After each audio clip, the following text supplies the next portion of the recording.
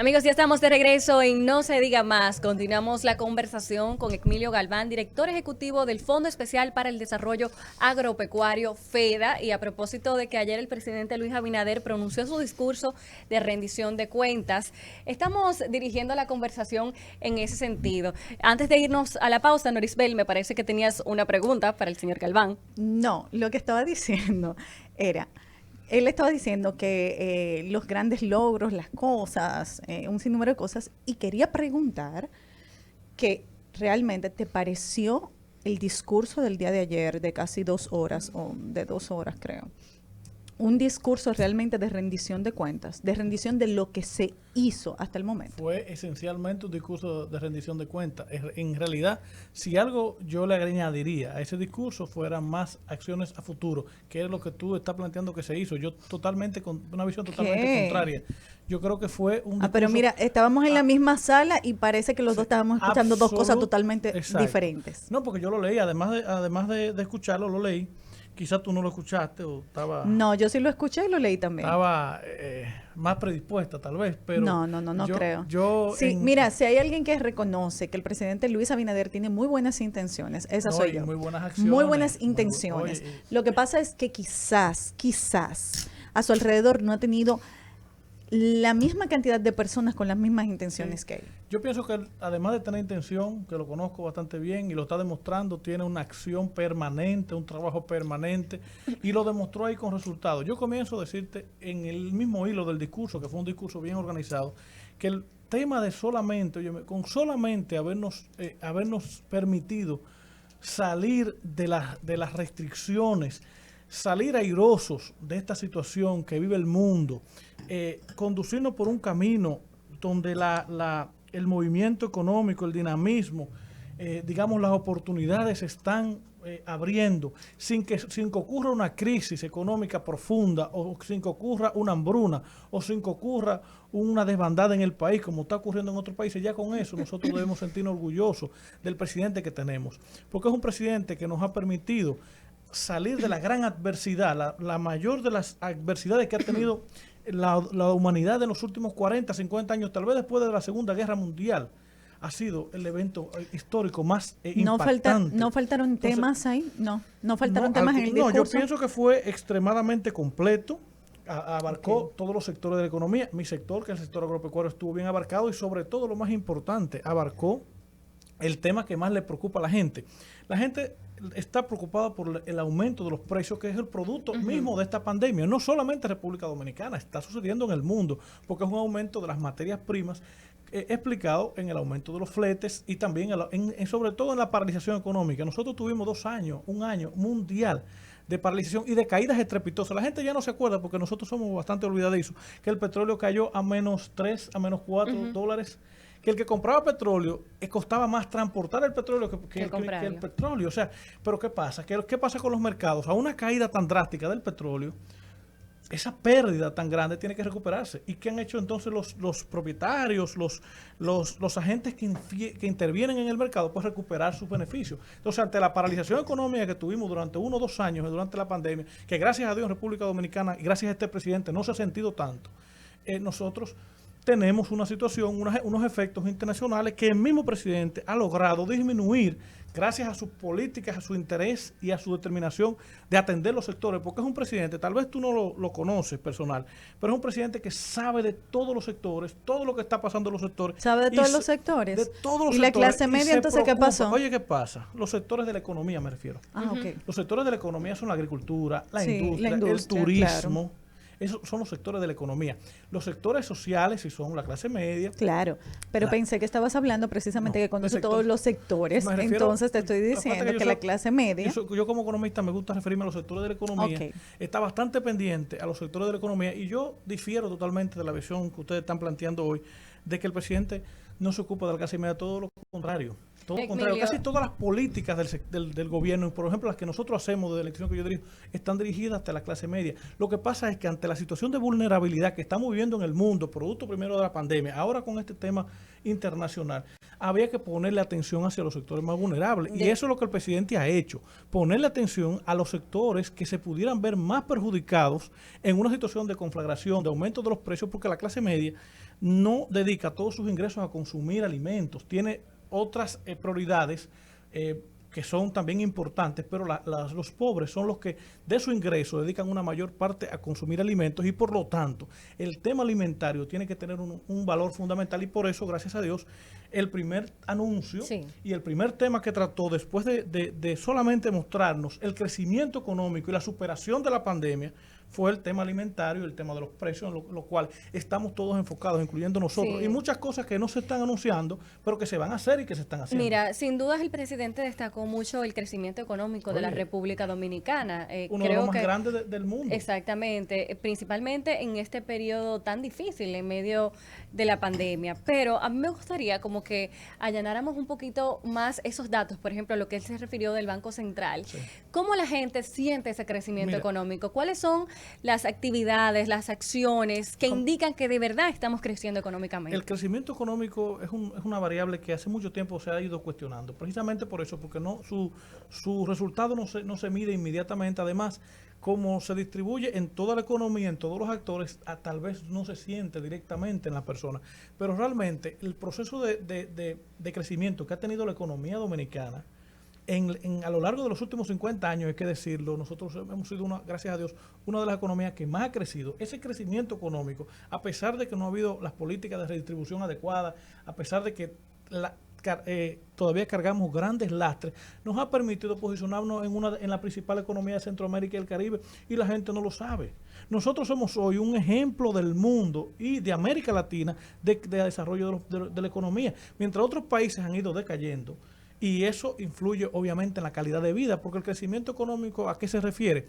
A la creación de empleos, por ejemplo, a la dinamización, al consumo interno. Señores, ¿ustedes qué edad tienen? Yo tengo... No la digan, no la digan. 35 Mira, años. cuando yo era jovencito, aquí habían pocos restaurantes, aquí habían 2 o 3 calles, aquí habían pocos bares.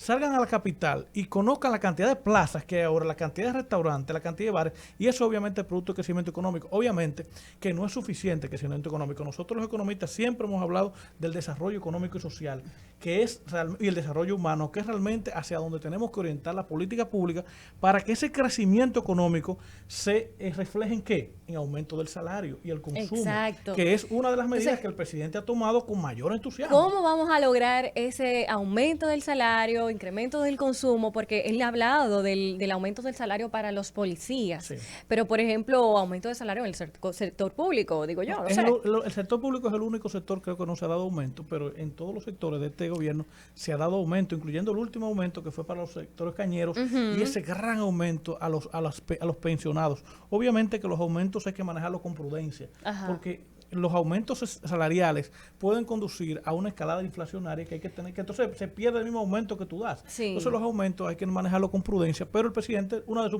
primeras medidas al llegar al gobierno fue el aumento salarial. Nos olvidamos de eso. ¿Por qué? Porque nosotros los dominicanos solamente nos recordamos de la última semana. No nos recordamos de lo que ha pasado. Pero mira, lo que pasa es que este aumento que tú dices, estos aumentos. Sí, pero te estoy hablando del aumento, por ejemplo, que se presenta como un gran logro, que tuvo que ver con la reclasificación de las empresas. Tú sabes mejor que nadie que este aumento en sí, precisamente por la reclasificación, no se dio como se esperaba. Tú sabes perfectamente que al final del día ese aumento no se reflejó en la clase media. ¿Y sabes por qué? No diga eso. ¿Sabes por qué? Porque como economista sabes perfectamente por qué. Lo primero es que nosotros como país hemos tenido un crecimiento importante de la clase media. El sector que más ha crecido de la economía dominicana y en el mundo entero el indicador para determinar el avance de los países es el crecimiento de la clase media. Ahora hablar de un discurso clase mediero, que es lo que yo estoy oyendo, en República Dominicana, de que no hay una atención a la clase media, cuando este es el segmento que más ha crecido, gracias al emprendedurismo, gracias a la... Señora, ¿es verdad o es mentira? Solamente una pregunta que no tiene que ver con el discurso. Pero déjame responder lo que tú me ibas a preguntarte. Casi todos los dominicanos ya están generando tu negocio. Y nosotros como gobierno lo que queremos es apoyar a todo el que quiera desarrollar su negocio. Por ejemplo, Promipyme, que es el banco que le presta a los pequeños emprendedores, está volcado a las calles prestando. Nosotros, en la institución que yo dirijo, estamos volcados a la calle buscando gente para financiarle y convertirlo en pequeños empresarios que al final de cuentas van a ser clase media. Entonces, la República Dominicana, gracias al espíritu emprendedor de este pueblo, porque hay que destacarlo, tú vas a cualquier calle. El dominicano es emprendedor. Sumamente emprendedor, y gracias a Dios ha ido rompiendo brazos para lograr convertirse en una clase que realmente ha ido creciendo en nuestro país. Entonces, el discurso clase mediero en este momento República Dominicana no lo sostiene. ¿Por qué? Porque la clase media siempre ha sido un segmento apoyado y creciente en República Dominicana. Ahora, a los que tenemos que ponerle más atención son a los que no tienen comida, son a los que no tienen acceso a salud. O sea, no podemos como pueblo reclamar únicamente para un sector de la población. Tenemos que pensar siempre en los que menos tienen, que son los más vulnerables siempre, atendiendo a todos los sectores. También los sectores pudientes también son atendidos aquí, y hay diferentes instituciones que se dedican a eso. Antes de que él salga de ese tema, déjame hacerle una pregunta. Sí hay atención para la clase media, igual que atención para todas las clases, pero en este momento de vulnerabilidad y de aumento de los precios, quienes más sufren las escaladas inflacionarias, porque son los que más dependen de los alimentos para sobrevivir, son los pobres, las clases vulnerables. Saliéndome un poco del tema del discurso del presidente y hablando de la reclasificación de las empresas, ¿es mentira o es verdad que la mayoría de las empresas quedaron por debajo de lo que pagaban al momento de aprobarse el supuesto aumento? Tal vez tú eres experta en el tema laboral y el tema de la reclasificación empresarial. Yo lo que sí te puedo decir a ti, que quizás tú no te recuerdas, porque vuelvo y te digo, el dominicano no tiene memoria, que durante los últimos 4 años las empresas y los sindicatos estaban discutiendo un aumento salarial. Durante los últimos 4 o más, es más, yo creo que el último y yo creo que fue un gancho que metieron al presidente. El problema es que tú lo que tienes que lograr el aumento salarial. Obviamente que es una negociación. Acuérdate que aquí existe un Comité Nacional de Salario, un proceso de negociación, y están los sindicatos pujando para un aumento mayor y las empresas a través de la comisión, a través de la COPARDON, pujando para que no haya aumento. Entonces, tú lo que tienes que llegar es un acuerdo. Y eso fue lo que se logró. Yo no soy experto en si clasificación o no. Yo lo que te puedo decir es que el presidente le puso la tapa al pomo y se logró el aumento. Sí, y como se logró el pacto eléctrico, que tenía más de 10 años ahí y no se lograba. Entonces, es resultado lo que estamos mostrando. Que tú ahora critiques que no fue el que tú querías, bueno, pero fue el que se acordó. No el que yo quería. Yo quiero que quería, rescatemos el tema del discurso del presidente. Correcto. Y Ecmilio, desde tu perspectiva, me gustaría... ¿Qué 3 grandes aspectos tú rescatarías de este discurso? Mira, lo que yo rescataría no está en el discurso. Lo que yo rescataría es la voluntad, el deseo, la determinación, el sacrificio del presidente de unir este país. Y esa vocación extrema, él lo dijo en parte, pero esa vocación extremadamente democrática, dialogante, esa vocación de servicio que tiene nuestro presidente. Te lo digo yo, que lo he acompañado a 30 provincias a reunirse con la Junta de Vecinos. Te lo digo yo, que sé que se reúne con todos los sectores. Cada vez que hay un sector con problemas, ahí va el presidente. O sea, es un presidente, y de donde quiera que lo invitan, es un presidente que asiste, que acude, que está atento y que quiere trabajar. Y es un presidente, se lo digo yo por experiencia, porque estoy trabajando con él ahora, que a toda hora está pendiente de los problemas del país, que a las 12 de la noche, a la 1 te puede llamar para preguntarte, Emilio, ¿en qué va a estar el proyecto? ¿Cómo vamos a crear empleo? Y que es un presidente que quiere hacer lo mejor de sí. Que obviamente se ha enfrascado en una situación de dificultades internacionales y nacionales, como sabemos, que ha tenido que lidiar contra porque no hemos hablado de eso, pero ¿cómo dejaron este país los que se fueron? Fue un país desinstitucionalizado, un país saqueado, un país destruido, que este presidente con esta voluntad, con este sacrificio, y que obviamente, señores, hay que conocerlo, es un presidente que no necesita ser presidente, que tiene toda su vida económica resuelta para los hijos y los nietos, y que está dedicando su tiempo, su vida, a hacer algo por este país, porque quiere este país y quiere hacer un aporte. Eso es lo que nos motiva a nosotros, a todos los funcionarios, a tratar de acompañarlo y hacer como él y dar nuestro pequeño grano de arena. En el marco de grandes dificultades presupuestarias, en el marco de grandes dificultades internacionales y en el marco del país que nos dejaron, porque el país que nos dejaron es un país acostumbrado a las dádivas, acostumbrado a que lamentablemente no se hacían las cosas, incrédulo, porque no creían. Este es un presidente que ha demostrado que cumple con su palabra. Prometió el peaje sombra, lo cumplió. Prometió el Ministerio Público Independiente, lo cumplió. Nadie creía que lo iba a cumplir. Todo lo que ha prometido. Por ejemplo, yo le voy a poner un ejemplo. Tal vez ustedes en su vida han recorrido estas carreteras y estas calles. El que anda por el país y ve las carreteras que está haciendo Luis Abinader se sorprende y dice, jamás en la vida yo me hubiera imaginado que era posible en menos de un año hacer lo que en 30, 40 años no se hacía. Y lo digo yo por mi pueblo. Yo soy de Sabana de la Mar. Y desde que yo tengo uso de razón, allá estamos luchando por la carretera. Esa carretera tiene más de 50 años paralizada, 50 años. Y yo fui de los que participé en luchas y protestas contra Leonel, contra Danilo, protestas callejeras para ver si hacíamos la carretera. Señores, Luis Abinader tiene un año y ya la carretera está a punto de terminarse y se va a inaugurar en este año. El muelle de Sabana de la Mar. Estoy poniendo nada más un punto de este país. Y por último, la Universidad Autónoma de Santo Domingo. Más de 30 años, señores.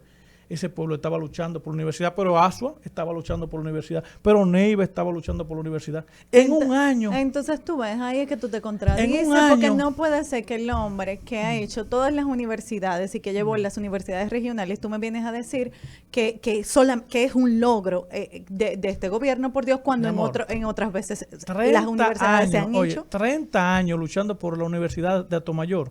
Y se está haciendo la Universidad de Atomayor. La de ASUA no sé cuántos años, pero conozco esa lucha hace más de 10 años y se está haciendo la Universidad de ASUA. Entonces, nos toca en hacer un año, no voy a decir ustedes porque ya está claro, pero los que se fueron, 20 años y nos dejaron las obras inconclusas. Emilio, nos toca hacer una pausa, pero cuando regresemos... Me gustaría hablar del FEDA. Sí, vamos a hablar del FEDA y también me gustaría que cuando regresemos nos cuentes ¿cuáles entiendes son los principales retos que tiene el presidente Luis Abinader de cara a estas 2 próximas rendiciones de cuenta que ya le quedan al presidente? Volvemos en breve y no se diga más.